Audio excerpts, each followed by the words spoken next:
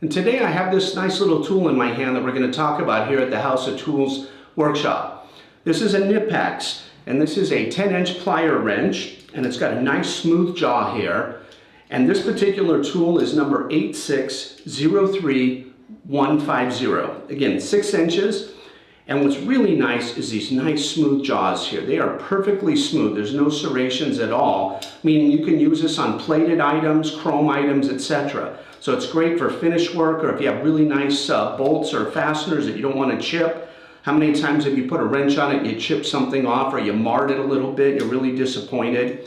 It's got this nice little push button here, and that's going to open it up. They say it opens up to about an inch or 27 millimeters, which looks about accurate. And it has zero backlash. That means when we set it where we need it, and here we have some fasteners, when you go to put it on there and you go to turn, there's no movement in the jaw. There's 100% engagement. You don't have any backlash here. So while they say this may replace a full set of wrenches, I wouldn't exactly throw away my open-end wrenches. But for this teeny little tool to work up to an inch, albeit you wouldn't get a lot of torque on a 1 inch, I definitely want this in my toolbox or my tool pouch. Especially around the house, if you do a lot of fixture changing or other things where you get a kit or a set and you put it together, you don't want to mar the bolts on those things. So this is a great alternative to regular wrenches, especially pliers that have a serrated jaw. This is a great way to go. So if you could do us a favor, and if you could like and subscribe to this video on this channel, we'd appreciate it. And leave a comment. Do you like using these all-in-one, so to speak, pliers that open up to this size,